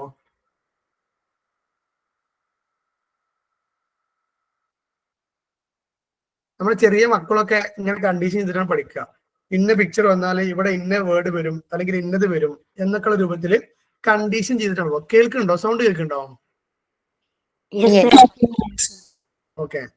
അപ്പൊ വെച്ചാല് നമ്മൾ വേർഡ്സും പിക്ചറും തമ്മിൽ കണ്ടീഷൻ ചെയ്യാം, അല്ലെങ്കിൽ വേർഡും അതിന്റെ മീനിങ്ങും അതിന്റെ എഴുത്തും തമ്മിലൊക്കെ ഇത് വന്നാൽ അത് വരും എന്നുള്ള രൂപത്തിൽ കണ്ടീഷൻ ചെയ്തിട്ട് വെക്കാം എന്നാണ് ഒന്ന്. കണ്ടിരിക്കാൻ useful develop favourable attitude towards learning, അഥവാ കുട്ടിയിൽ ഒരു സ്വഭാവം അല്ലെങ്കിൽ ഒരു ആറ്റിറ്റ്യൂഡ് ക്രിയേറ്റ് ചെയ്യാൻ നമുക്കിത് ഉപയോഗിക്കാം. ടീച്ചർ, സബ്ജക്റ്റ്, സ്കൂള് ഇതുമായിട്ടൊക്കെ കണ്ടീഷൻ ചെയ്ത് വെക്കുക. അഥവാ ടീച്ചർ പിന്നെ നന്നായിട്ട് കുട്ടിയോട് പെരുമാറുന്നു, ക്ലാസ്സിൽ വന്നാല് കുട്ടിക്ക് ഒരുപാട് കളിക്കാൻ പറ്റുന്നു, അല്ലെങ്കിൽ പിന്നെ സന്തോഷം ലഭിക്കുന്നു. അപ്പൊ കുട്ടി ആ സന്തോഷം കിട്ടാൻ വേണ്ടി വീണ്ടും വീണ്ടും സ്കൂളിൽ വരുന്നു, ക്ലാസ് റൂമിൽ പങ്കെടുക്കുന്നു, ലേണിംഗ് പ്രോസസ്സിൽ പങ്കെടുക്കുന്നു. അങ്ങനെ കുട്ടിന്റെ ആ ഒരു പഠനത്തെ സ്കൂളുമായിട്ടും സ്കൂളിലുള്ള പോസിറ്റീവ് വൈബുമായിട്ടൊക്കെ നമുക്ക് കണ്ടീഷൻ ചെയ്ത് വെക്കാൻ പറ്റും. അങ്ങനെ നമുക്ക് ലേണിംഗിലേക്ക് കുട്ടികൾ എത്തിക്കാം എന്നാ പറയുന്നത്. Developing good habit in children such as cleanliness, respect for others, punctuality through the use of conditioning. അഥവാ നീ ഇങ്ങനെ വൃത്തിയായി നിന്റെ റൂം പിന്നെ കൊണ്ടു നടന്നാല് നിനക്ക് ഇങ്ങനെ ഗുണങ്ങളുണ്ട്, അല്ലെങ്കിൽ അവൻ ഇങ്ങനെ പോസിറ്റീവ് കിട്ടും, ഇങ്ങനെ അവാർഡ്സ് കിട്ടും, അല്ലെങ്കിൽ റിവാർഡ് കിട്ടും എന്നൊക്കെയുള്ള കോലത്തില് നമുക്ക് അവരെ കണ്ടീഷൻ ചെയ്ത് വെക്കാൻ പറ്റുന്നതാണ് ഈ ഒരു തിയറിയിലൂടെ പറയുന്നത്. സോ അവർക്കുള്ള ഗുഡ് ഹാബിറ്റ്, ലേണിംഗ് ഹാബിറ്റുകള്, അതുപോലെ തന്നെ അവരുടെ പിന്നെന്താ പറയാ നല്ല സ്വഭാവങ്ങള്, നല്ല ചിന്തകള്, അല്ലെങ്കിൽ പിന്നെ സോഷ്യൽ സർവീസ്, ഇങ്ങനെയൊക്കെയുള്ള കുറെ കാര്യങ്ങൾ നമുക്ക് കണ്ടീഷൻ ചെയ്ത് പോലെ പഠിപ്പിക്കാൻ പറ്റുന്നതാണ് ഈ ഒരു തിയറിന്റെ implication. Breaking of bad habit and elimination of conditioned fear through the use of deconditioning process. Condition ചെയ്യണ പോലെ തന്നെ ഡീകണ്ടീഷനും ചെയ്യാൻ പറ്റും. ഇത് ചെയ്താല് ഇങ്ങനെ പോസിറ്റീവ് കിട്ടും എന്ന് പറഞ്ഞ പോലെ തന്നെ ഇത് ചെയ്തില്ലെങ്കിൽ ഇങ്ങനെ വരാം, അല്ലെങ്കിൽ തെറ്റായ രൂപം ചെയ്താല് നെഗറ്റീവ് എഫക്റ്റ് ഉണ്ടാകും എന്ന് പറഞ്ഞ് നമുക്ക് അവരെ കണ്ടീഷൻ ചെയ്യാനാണ് ഇതിന്റെ എഡ്യൂക്കേഷൻ ഇംപ്ലിക്കേഷൻസ്. അഥവാ വീണ്ടും പറയാണ്, ഇവിടെ ബെല്ലടിച്ചാല് ഫുഡ് കിട്ടും എന്ന് കണ്ടീഷൻ ചെയ്തു. വീട്ടിലേക്ക് നേരത്തെ ഞാൻ എത്തിയാല് എനിക്ക് ചോറ് നേരത്തെ കിട്ടും, അല്ലെങ്കിൽ വീട്ടുകാരൊക്കെ ഒന്ന് ഒരു സമ്മാനം കിട്ടും, അല്ലെങ്കിൽ ഇന്നെ അംഗീകരിക്കും, അല്ലെങ്കിൽ പരീക്ഷയ്ക്ക് നല്ല മാർക്ക് വാങ്ങിയാൽ ഇന്നെ അംഗീകരിക്കും എന്നുള്ളത് കണ്ടീഷനിങ് ആണ്. പരീക്ഷ തോറ്റു പോയാല് എനിക്ക് പറഞ്ഞ ഗിഫ്റ്റ് കിട്ടാതെ പോകും എന്നുള്ളതും മറ്റൊരു കണ്ടീഷനിങ് ആണ്. അപ്പൊ അവരെ നമുക്ക് എന്ത് ചെയ്യാം, പോസിറ്റീവായിട്ട് കണ്ടീഷൻ ചെയ്തിട്ട് കൊണ്ടുവരാം, നെഗറ്റീവായിട്ടും അവരെ ഒരു ബാഡ് എക്സ്പീരിയൻസ് അല്ലെങ്കിൽ ബാഡ് ബിഹേവിയേഴ്സിനെ കട്ട് ചെയ്യാനും ഈ ഒരു പാവ്ലോവിന്റെ തിയറി നമ്മളെ ഹെൽപ്പ് ചെയ്യുന്നതാണ് ഇതിൽ പറയുന്നത്. ദ ലിമിറ്റേഷൻസ് ഓഫ് കണ്ടീഷനിങ് ആണ്. കോംപ്ലക്സ് ഏരിയാസ് ഓഫ് ലേണിംഗ്, അതുപോലെ ജനറലൈസേഷൻ, അബ്സ്ട്രാക്ഷൻ, റീസണിങ്, ഇത്തരത്തിലുള്ള പിന്നെ ബുദ്ധിപരമായ കാര്യങ്ങളൊന്നും ഇതില് പറ്റൂല. അപ്പൊ നേരത്തെ ഇപ്പോ പിന്നെ തൊണ്ടയ്ക്കിന്റെ പറഞ്ഞ പോലെ തന്നെ ഇതിലൊക്കെ ബിഹേവിയറൽ മോഡിഫിക്കേഷൻ ആണ്. എങ്ങനെയാണ് ഒരു ബിഹേവിയർ നമുക്ക് കണ്ടീഷൻ ചെയ്ത് വെക്കുക എന്നുള്ളിടത്താണ് ഈ തിയറി കാര്യമായി ഫോക്കസ് ചെയ്യുന്നത്.